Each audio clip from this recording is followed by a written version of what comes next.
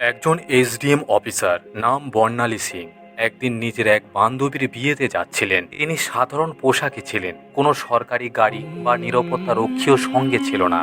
একেবারে সাধারণ মেয়ের মতো মোটর সাইকেল চালিয়ে যাচ্ছিলেন।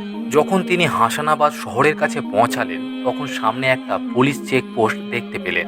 সেই চেকপোস্টের সামনে ৩-৪ জন পুলিশ দাঁড়িয়েছিল। তাদের মাঝখানে ছিল ইন্সপেক্টর প্রসেনজিৎ। হাতে লাঠি নিয়ে হাত উঁচিয়ে বর্ণালীকে থামার ইশারা করলো। বর্ণালী বাইকটা রাস্তার পাশে থামিয়ে দাঁড়ালেন। ইন্সপেক্টর রুক্ষ স্তরে জিজ্ঞাসা করলো, কোথায় যাচ্ছ? বর্ণালী শান্ত কণ্ঠে বললেন, স্যার, একটা বান্ধবীর বিয়েতে যাচ্ছি। প্রসেনজিৎ তার মাথা থেকে পা পর্যন্ত ভালো করে তাকালেন। সে ছিল প্রায় 28 বছরের এক সুন্দরী মহিলা। প্রসেনজিৎ ঠোঁট বাঁকিয়ে হাসলো, আচ্ছা, বিয়েতে যাচ্ছ, কিন্তু হেলমেট কোথায়? হেলমেটটা কি তোমার বাবা পরবে?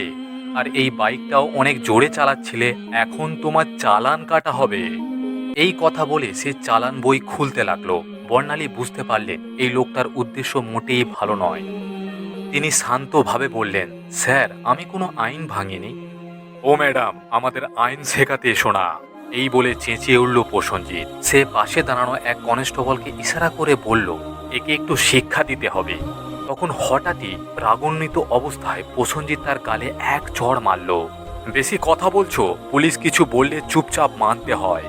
এক মুহূর্তের জন্য বর্ণালীর মাথা ঝিমঝিম করে উঠল, কিন্তু তিনি নিজেকে সামনে নিলেন। চোখে তখন ক্রোধের আগুন জ্বলছে। প্রসেনজিৎ হেসে বলল, এই চোখের চমকটা এখনো যায়নি? আজ শিক্ষা দিতেই হবে ঠিক মতো।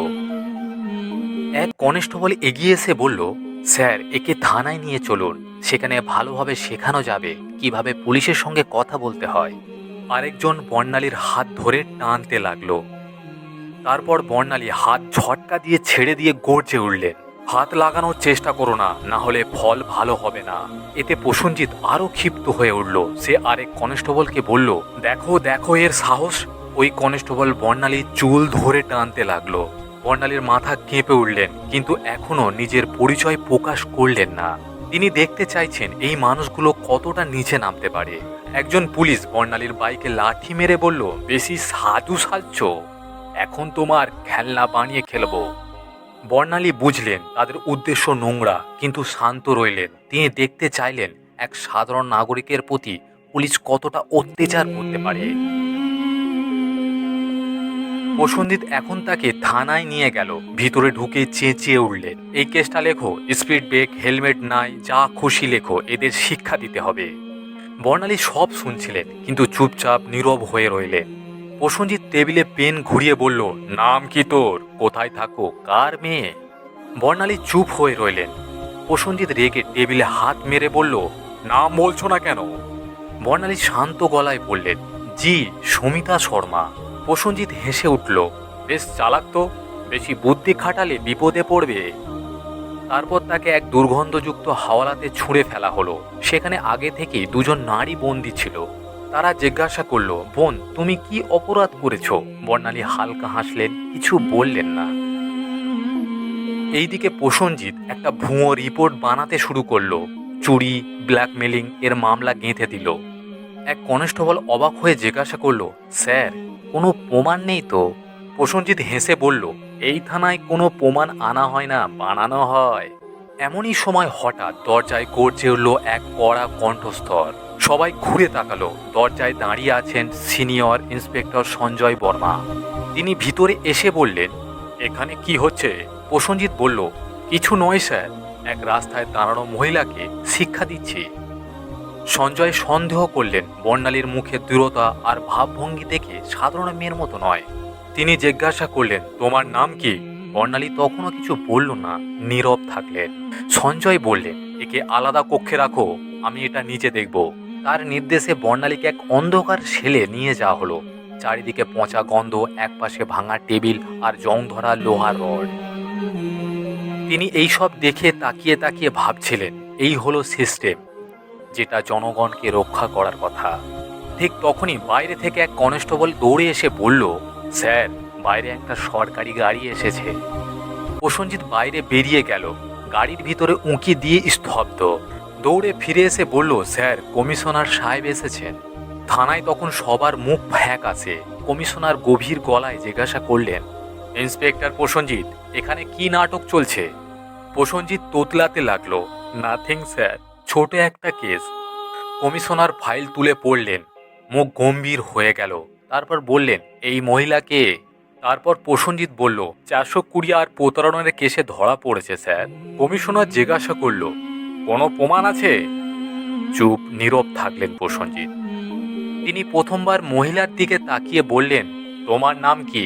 বর্ণালী প্রথমবার শান্ত হাসি দিয়ে উত্তর দিলেন, এসডিএম বর্ণালী সিং। এক মুহূর্তে থানায় নিস্তব্ধতা থেমে এলো, যেন বিদ্যুৎ পড়েছে থানায়। সবাই স্তব্ধ। প্রসেনজিতের পা কাঁপতে লাগলো। যে মহিলাকে সে অপরাধী ভেবেছিল, তিনি ছিলেন উচ্চ পদস্থ প্রশাসনিক কর্মকর্তা। কমিশনারের চোখ লাল হয়ে উঠল। প্রসেনজিৎ, তুই এই সিনিয়র অফিসারের সঙ্গে এমন আচরণ করেছিস, তোর চাকরি শেষ। বর্ণালী দৃঢ় কণ্ঠে বললেন, তোমার সাসপেনশন এখনই হবে, আর তোমার বিরুদ্ধে কেস চলবে। ঠিক তখনই প্রসেনজিৎ কাগজ বের করে বলল, একটু থামুন ম্যাডাম, এটা আগে দেখো। সে এক কুচকানো পেপার বাড়িয়ে দিল, তার ট্রান্সফার অর্ডার। 3 দিন আগে তার বদলি হয়ে গিয়েছিল। তারপর কমিশনার যাচাই করলেন, এই অর্ডার সত্যি, কিন্তু সে এখনো দায়িত্ব হস্তান্তর করেনি। মানে সব অপরাধী তার দায়িত্বে ঘটেছে। বর্ণালী ঠান্ডা চোখে তাকিয়ে বললেন, এখন তোর ঠিকানা হবে সেই লক আপ যেখানে তুই মানুষজনকে পাঠাতিস।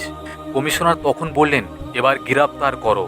তখন প্রসেনজিৎ নিজেকে বাঁচাতে শেষ চেষ্টায় চেঁচিয়ে উঠলেন, আমি একা নয়, এই থানার সবাই জড়িত, উপরের লোকেরাও।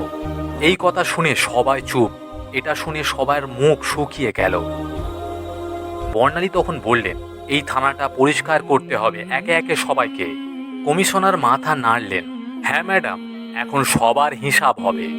ঠিক তখনই সাংবাদিকরা থানার বাইরে ব্রেকিং নিউজ ছড়িয়ে দিলেন। যখন তারা খবর পেল পুরো থানা লাইন হাজির করা হয়েছে, পুরো থানার কর্মকর্তা বরখাস্ত, তখনই তারা মোবাইল থেকে খবর ছড়াতে শুরু করলো। এরপর থানায় এলেন এসপি সাহেব। তিনি থানাতে ঢুকেই বললেন, তিনি চেঁচিয়ে বললেন, এখানে কি নাটক চলছে, কি সব হচ্ছে এখানে?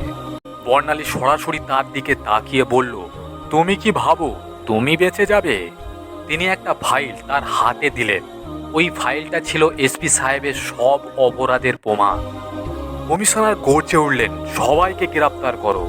এক মুহূর্তে থানার বাতাস বদলে গেল। এই খবর পৌঁছালো দিল্লি পর্যন্ত। প্রধানমন্ত্রীর দপ্তর থেকে নির্দেশ এলো, সব দুর্নীতিগ্রস্ত অফিসারকে গ্রেপ্তার করো। মাত্র 2 দিনেই 40টার বেশি পুলিশ অফিসার, 10 জন বড় কর্মকর্তা, এমনকি কিছু বড় রাজনৈতিকবিদরাও ধরা পড়ল। হাসানাবাদ বদলে গেল। চারিদিকে একটাই নাম, এসডিএম বর্ণালী সিং। তার সততা, সাহস আর দূরতা পুরো প্রশাসনকে নাড়িয়ে দিল। তিনি প্রমাণ করে দিলেন, যদি মন পরিষ্কার হয়, নীতি সৎ হয়, তাহলে গোটা দেশকেও বদলে ফেলা যায়। যদি এই ভিডিওর গল্পটি আপনাদের ভালো লেগে থাকে তাহলে একটা লাইক দিন। আর বন্ধুরা, ভিডিওটি আপনি কোথা থেকে দেখছেন, কোন জায়গা থেকে দেখছেন, সেটা কমেন্ট সেকশনে জানাতে পারেন।